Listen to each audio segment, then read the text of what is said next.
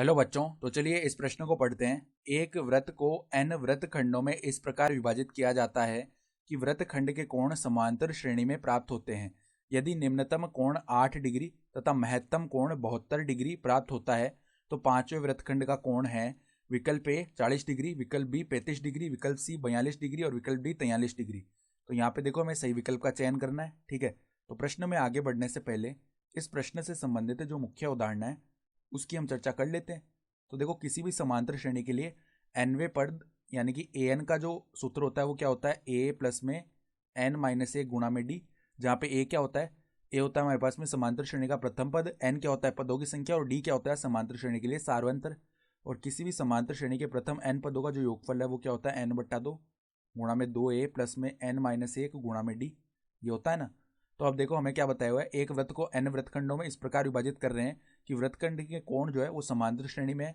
निम्नतम कोण हमें 8 डिग्री दिया हुआ है और महत्तम कोण जो है 72 डिग्री दिया हुआ है। ठीक है, तो अगर हम देखो महत्तम कोण में यहाँ पे ए एन के स्थान पर हम 72 डिग्री रख दें तो हमारे पास में कुल जितने कोण आएंगे यानी एन का मान आ जाएगा ना। ठीक है, तो अब देखो निम्नतम कोण 8 डिग्री है यानी कि 8 डिग्री से शुरू हो रहे हैं और इस प्रकार चलते चलते चलते कहाँ तक जा रहे हैं। देखो अंतिम जो है यानी कि महत्तम कोण कितना है 72 डिग्री है।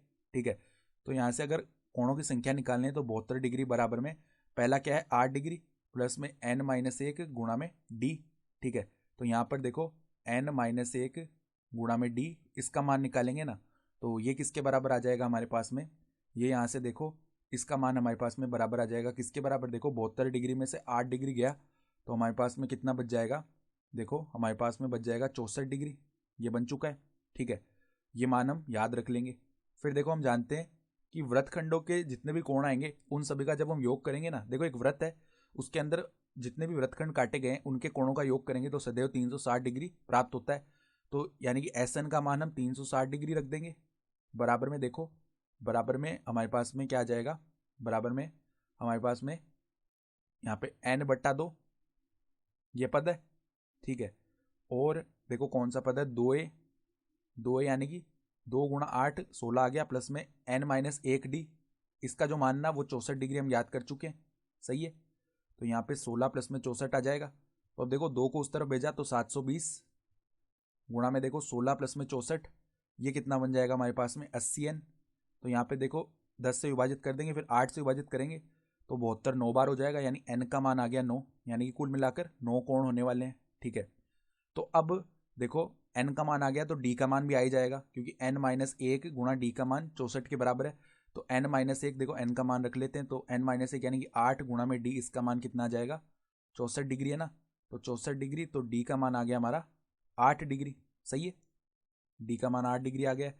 तो हमें तो क्या करना है, हमें तो पांचवें वृत्तखंड का कोण निकालना है यानी कि इस समांतर श्रेणी का पांचवा पद क्या आ जाएगा, देखो पहला पद है 8 डिग्री, 8 डिग्री प्लस में n माइनस 1 यानी कि 5 माइनस 1 गुणा में 8 डिग्री क्योंकि d का मान 8 डिग्री है ना।